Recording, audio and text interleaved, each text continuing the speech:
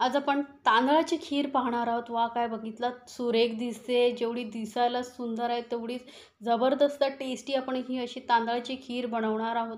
कमी साहित्यही लागतं आणि झटपट तयार होते. एकदम मलाईदार, क्रीमी, रिच, टेस्टी अशी ही दाटसर तांदळाची खीर एकदा नक्की बनवून पहा. खूप जबरदस्त लागते. आपण शेवयांची खीर नेहमीच बनवतो, पण या पितृपक्षामध्ये ही दाटसर अशी रिच मलाईदार तांदळाची खीर बनवून पहा. अगदी नेहमी याच पद्धतीने बनवाल, कारण यामध्ये मी काही टिप्स सांगितलेल्या आहेत, ज्या फॉलो करून तुम्ही जर ही खीर बनवलात ना, तर जबरदस्त टेस्टी होणार आहे. तर सुरुवातीला आपल्याला काय करायचं आहे पहा. घ्यायचे आहेत तांदूळ. तर इथे मी ना 3 चमचे छोटे जे कांदा पोहे खाण्याचे चमचे असतात ना, ते 3 चमचे हे आंबेमोहर तांदूळ घेतलेले आहेत. तुम्ही आंबेमोहर नाही तर मग बासमती तुकडा कुठले जे सुवासिक तांदूळ असतात ते घेऊ शकता. याने एक तर खिरीला टेस्ट छान येते आणि सुगंधही खूप सुंदर येतो. आता हे तांदूळ आपल्याला भिजत वगैरे ठेवायचे नाहीत, फक्त धुवून घ्यायचे आहेत. तांदूळ बघा 2-3 वेळा स्वच्छ धुवून घेतल्यानंतर एक मिक्सर जार घ्यायचा आहे. त्यामध्ये हे तांदूळ घालून घ्यायचे आहेत आणि यामध्ये थोडंसं पाणी घालून आपण ही थोडीशी अशी रवाळ अशी वाटून घेणार आहोत. एकदम पेस्ट नाही करायची आपल्याला, थोडंसं रवाळ अशी वाटून घ्यायची आहे. जास्त जाडही नको आहे आपल्याला आणि जास्त पातळही नाही. तसेही तांदूळ बारीकच असतात, पण थोडंसं वाटून घेतल्यामुळे काय होतं, जी खीर आहे ना एकदम दाटसर होते आणि कमी वेळामध्ये तयार होते. आता तांदूळ वाटून झाल्यानंतर इथे बघा पॅनमध्ये मी घेतलेलं आहे अर्धा लिटर दूध, म्हणजे 500 ml दूध. आता दुधाला आपण चांगली अशी उकळी काढून घ्यायची आहे. गॅस केला आहे मीडियमवरती आणि हे दूध ना सतत मिक्स करत राहायचं आहे बरं का. कारण काय होईल माहिती आहे, खाली एक तर तळाला दूध लागू शकतं आणि बाजूबाजूने जे जमा होते ना मलाई, तीही आपल्याला यामध्ये घालत राहायची काढून काढून.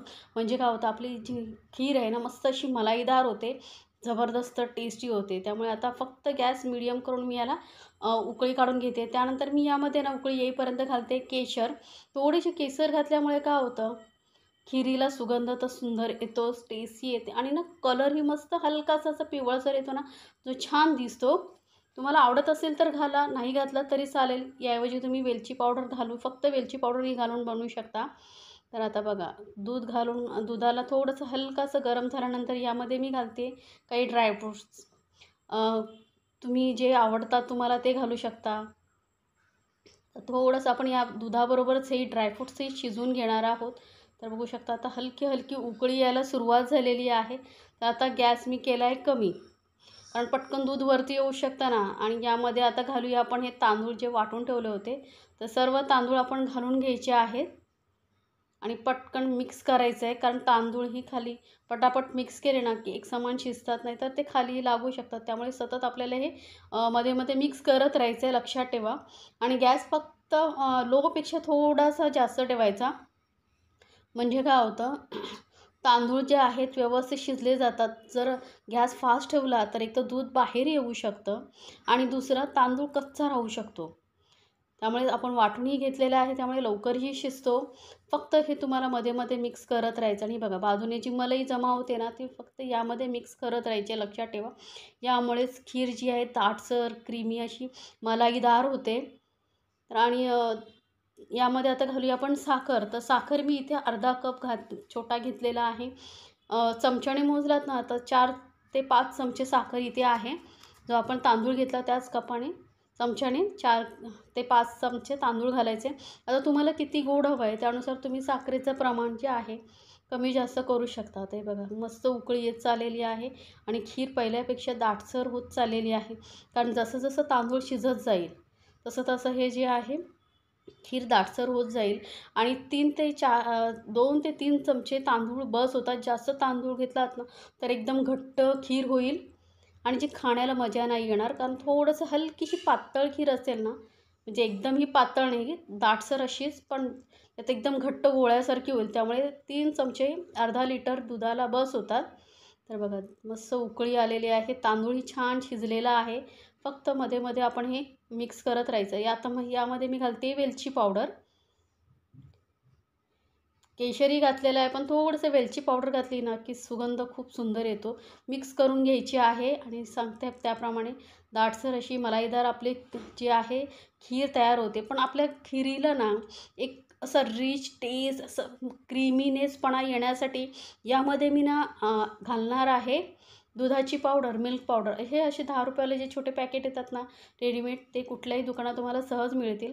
त्यामध्ये एक पॅकेट घ्यायचं आहे, त्यामध्ये थोडंसं दूध किंवा पाणी जे तुम्हाला आवडतं ते मिक्स करा. गुठळा काढून घ्यायचे, छान मिक्स करून घ्यायचं आहे. अजिबात यामध्ये गुठळा राहिला नाही पाहिजे. आणि ते मिल्क पावडर यामध्ये घालून घ्यायची. यामुळे खीर आहे ना ती छान दाटसरही होते आणि टेस्टी होते तयार. तर तुम्ही या पद्धतीने नक्की बनवून पहा, खूपच आवडेल तुम्हालाही. आणि मला तुम्ही स्वतःहून कमेंट्समध्ये सांगाल की ही तुम्हाला खीरीची रेसिपी कशी वाटली. कारण छान छान रेसिपी आहे माझ्या चॅनलवरती आधीच अपलोड आहेत, ज्याही तुम्ही पाहू शकता. तर आता चेक करूया. बघा, तांदूळ आपला मस्त शिजला गेलेला आहे. बारीक वाटून घेतला आहे, तरी पण थोडासा दाणेदारपणा त्याला आहे. त्यामुळे मस्त अशी क्रीमी, टेस्टी, मलाईदार अशी आपली खीर झाली आहे तयार. जास्त शिजवायची नाही. बघा, इतपत अशी घट्टसर असली पाहिजे. आणि कारण खीर जी आहे ना थंड झाल्यानंतर अजून घट्ट होते. त्यामुळे या स्टेजला आता आपण गॅस करूया बंद. जास्त 10 मिनटामध्ये तुमची खीर तयार होते.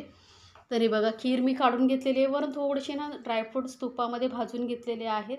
मस्त दिसतात वरून लावल्यानंतर. थोडासा केशर आणि सर्व करा. गरमागरम अशी ही तांदळाची खीर. तर नक्की बनवा आणि मला कमेंट्समध्ये सांगायला विसरू नका हां, तुम्हाला ही रेसिपी कशी वाटली. अशा छान छान रेसिपीसाठी चॅनलला सबस्क्राईब करायला विसरू नका. सोबतच जी बेल आयकॉन असतं ना त्यावरतीही क्लिक करा. आणि म्हणजे काय होईल, माझ्या ज्या नवीन रेसिपीची नोटिफिकेशन आहे ना तुमच्यापर्यंत लगेचच पोहोचेल. तर ही बनवा चांगली अशी मलाईदार खीर आणि एन्जॉय करा आपल्या फॅमिलीसोबत.